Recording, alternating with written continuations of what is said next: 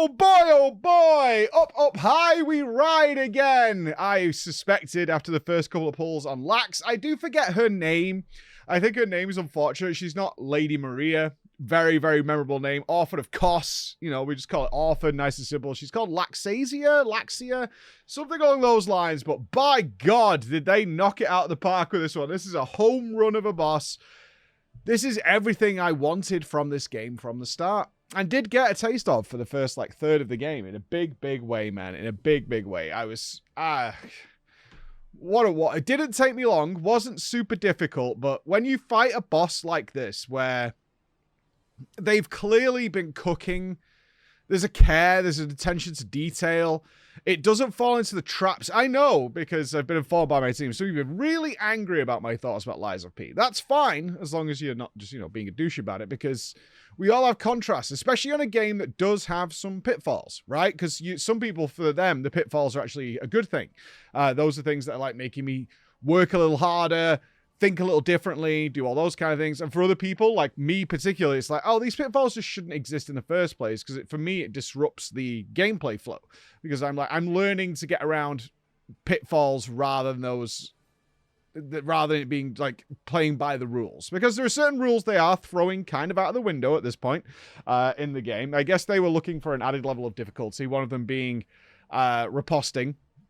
You know, they've got this whole system about you got to get the boss to a certain amount of stagger, and then you'll get this notification, and then you have to do a heavy attack in order to activate that stagger, and then the punishment or the reward for doing it is that you then get to do the riposte. And by this point, they're like, well, yeah, but we also want to, like, kind of stop that, so we're either going to make it so the riposte window doesn't exist, like they did on the Black Bunny Council, or in Laxia's case, she does a whole sequence of attacks before she will actually enter the riposte animation. So if you trigger it, if you manage to pull it off, she'll then go into this like whole thing where she'll like swing her sword, and then she will go into it. And you're like, oh, okay, so you need to see it once in order to take advantage of it. And you can take advantage of it, because while she's doing all this nonsense stuff, you can whack away at her a few times. And those were the things that you pick up on to work around. Let's talk about why this boss is so good. This boss is so good because, one, it does big one, which I've brought up. I brought up a couple of times, which have actually spoiled potentially great bosses for me in this game. Doesn't have a ridiculously large moveset. This was a really big mistake for me on certainly a couple of the mid-tier, harder level bosses, because, as we talked about, if they have tons of different attacks that they can choose from, and this isn't an MMO, they're not on a timer or anything, they can just pick and choose from them. There are some that are just infinitely easier to not only counter, avoid damage from, but also punish, versus other ones, which are far, far more difficult, especially if they involve dramatic, wide-sweeping movements, extremely fast, long combos. Those are much more difficult to deal with than, say, a jump and a slam down, right? And then you can just, like, whack away at them. You can do loads of stuff. And then we had things like Romeo, where I just did a pull on Romeo, and he just didn't do anything. He just did this basic attack in the last phase, and I know he has a whole array of other things that can do things much more dangerous, and he goes on the list of things we want to fight later. Lax doesn't. Lax has, like, I don't know, 7? Something like that. 7 attacks, which are all very, very nasty. Have very, and this is just the dream for me, very clear tells. This is so important in these kind of games. Is good, clear tells and messaging of and animations of what the boss is doing.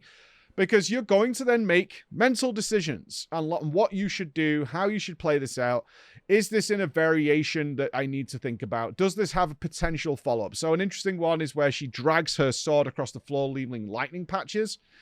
7 out of 10 times, that's actually very easy to deal with by either running to the side, moving out the way, or just moving through her. On occasion, though, she can push you, because that's the idea, is that she's shoving you along, and then you end up in a very tricky scenario where you're surrounded by lightning pools, and she does a lightning swing.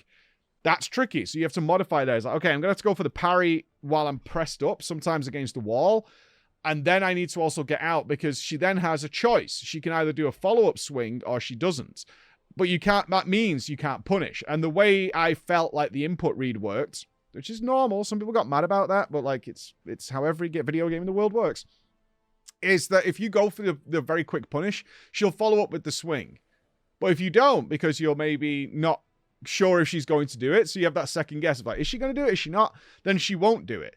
And she's like, okay, I'm going to do something else instead, because you're clearly waiting to see if I'm going to do this thing. That's not what I'm about.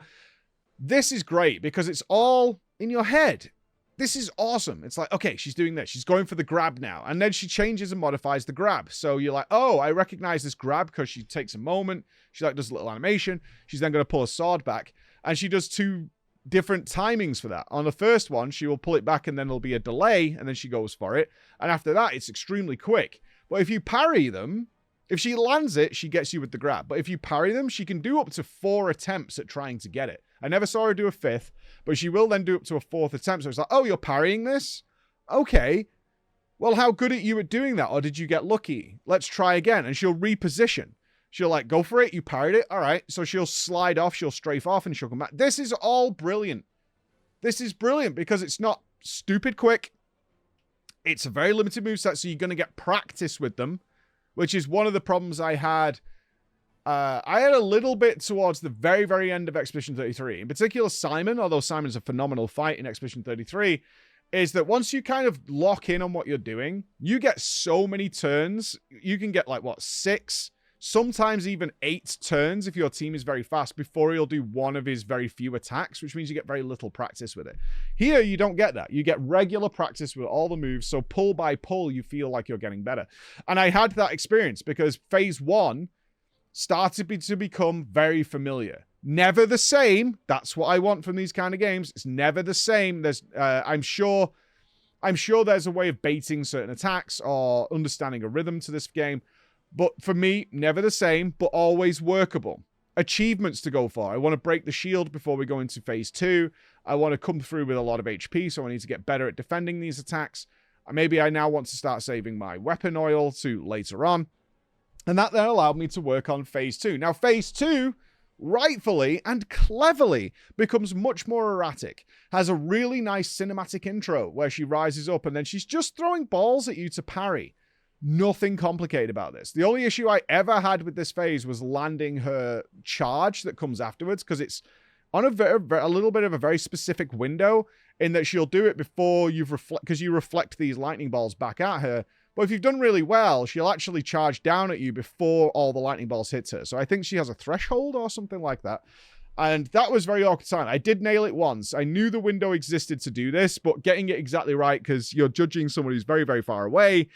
And it's like, just as like ball number like 7 hits her, but not as 8 hits her. It's around there. It's a very tiny window because she lands from the other side of the arena on top of you within about a frame or 2.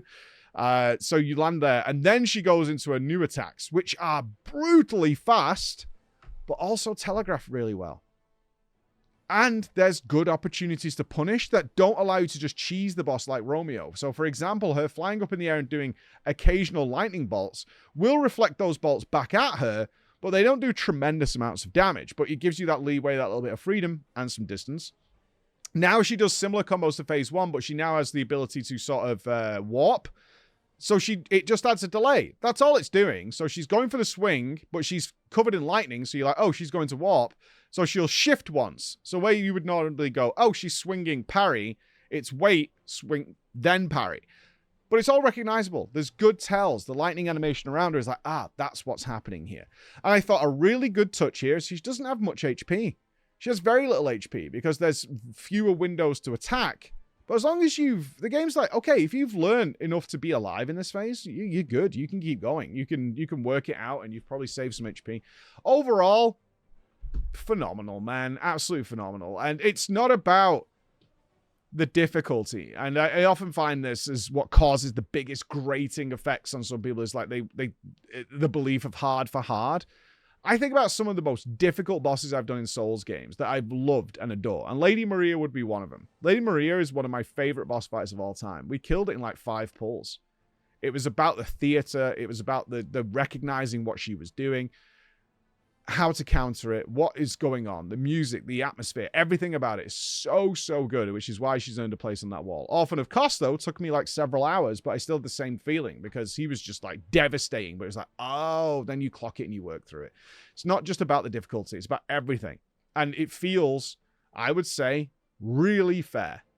She doesn't do, And I was surprised by this point in the game. She doesn't do just endless, relentless combos where stamina has just been deleted and she can just go into 12, followed by a 12 hit combo, followed immediately by a 9 hit combo, followed immediately by another 6, and then back to a 12. And you're like, oh, okay. I had couple of pulls where she was hyper aggressive and you could recognize it and you were like, I should pull back here because she's being hyper aggressive. Okay. Pull back. Adored it. Absolutely adored it. I feel like this is a boss that the guys, the dev team had been cooking up for a while. Like they had this in their head. They were inspired by certain things. They're like, this is the kind of fight we want. And it just ticked all the criteria for me. Then we're on to our final boss of the base game, Simon himself. Unfortunately, there is a couple of downsides here, which are weird. One is that they couldn't help themselves afterwards by doing the same repeating pattern. Like, it definitely shows that, like, the actual level design and mob layouts were, at this point, there's a routine to it. You're going to go and do it, which is fine. All the way up to the top of this castle. I was not surprised by this point, but I was like, you couldn't help yourselves, could you? It's like, you're going across very tight banners. There's gunmen just sporadically, just haphazardly, like, dropped all over the place. And I was like, all right, yeah, we're back to this. Okay, that's all right.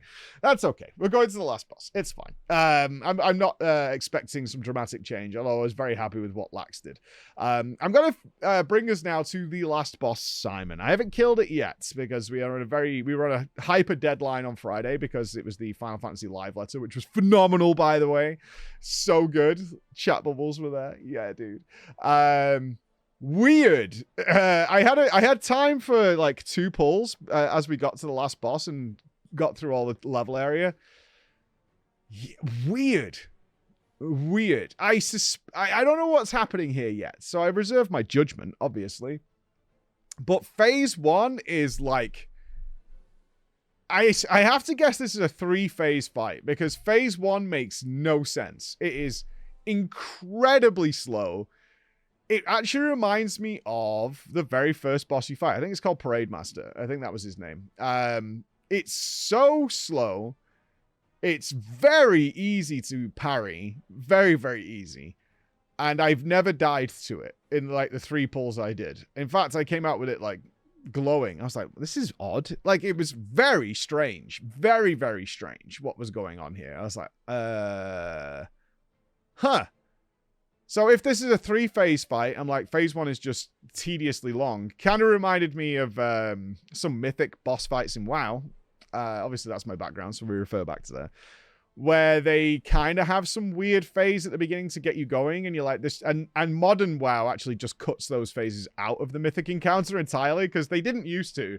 They used to like keep them in there, and you're like, dude, this is so boring and pointless. And it adds like a couple of minutes or 3 minutes to every pull. And when you're doing like a boss that maybe you're doing 300 pulls on, you're like, okay, those minutes really add up to being just tedious and pointless. In a big, big way. I think the most egregious version of this that I can remember off the top of my head was the boss preceding Queen Ashara. I think it was called Zakul, something like that. Big guy. Where it just had this phase 1 that was like, this is so pointless. This is so pointless.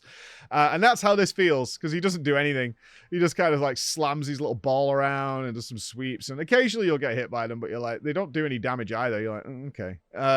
Right. And then we get into what I guess is the real version of the fight, where he births the cosmic entity from its body. And now it's just heavy disruption stuff, which is a bar that if it fills up instantly kills you.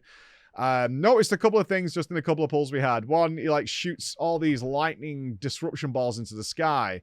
And I was like, oh, this is like Elden Beast. Because you need to run a long way because he shoots like 50 of these things at you. I actually tried to counter it, I think on my very last pull of the day. And I was running like half the arena to the point where the boss had like re-engaged. It had like finished doing it and was now coming to attack me. So I was like, oh, okay, this must be coming to an end. Because now we can physically fight the boss again. He's now doing attacks. Nope. Just kept going for another like 20 lightning bolts. So I was like, oh, okay. I guess I just need to run and run and run and run and run. Maybe I can hard parry this or something? I don't know. I haven't sussed out what the hell is happening here. But a much more vicious and a much more nasty and much more befitting boss for the final boss of the base game. Which I assume this is, unless there's something else waiting for me. There might be. I don't know, maybe there'll be a story twist or something somewhere. On that note, so that's where we're up to. On that note, the story stuff. Yeah, somebody like this is you're missing out on good story. Like I've seen that regularly. You're right, I am. I'm also okay with it.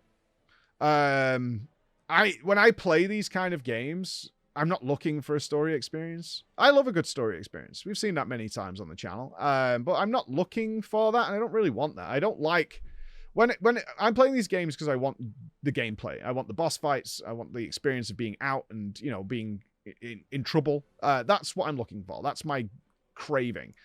I don't like stopping and starting and reading a bunch of stuff in the middle of that and just disrupting that gameplay. It's the same thing issue I would say with Path of Exile.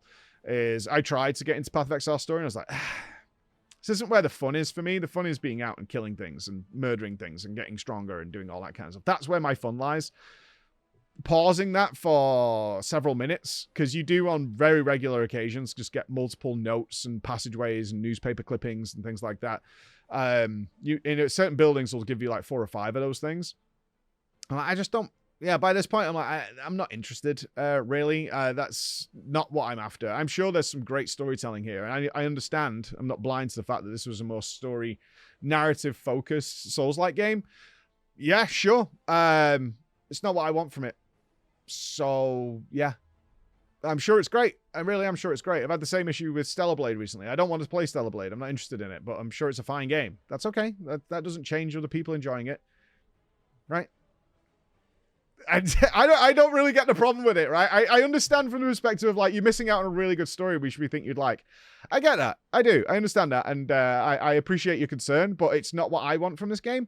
So I want this from it rather than I think my personal gut feeling is, in fact, I know it's true because this is why I stopped following the story in Lies of P. Is I just noticed by I think like hour 5 or hour 6 into the game, it's like this is just annoying me. Because it's breadcrumb storytelling, which is like it might have a couple of paragraphs or 3 paragraphs or something, but the bit we're interested in is like one of the lines in there. And like this is just annoying me now. Is like reading all this stuff and getting very little out of it, little substance, and that's why I stopped doing it. At the beginning, I was following the story and going on with Sophia and Antoinette and whatever. And once it got to like 5-6 hours in, I was like, I just don't like how the story's told. And I think that's a fair criticism of some games. I don't like how the story is told, which is, similar to what we said about PoE. Like, the story's probably really interesting. I just don't like how it's delivered. And I have the same with the Souls series. I don't read the story and the tooltips and the item descriptions and all that. Hell no. Absolutely no. I don't like how that story is told to me and how I'm interacting with it. So there it is. So, more discussion to be had there. We're going to finish the base game today.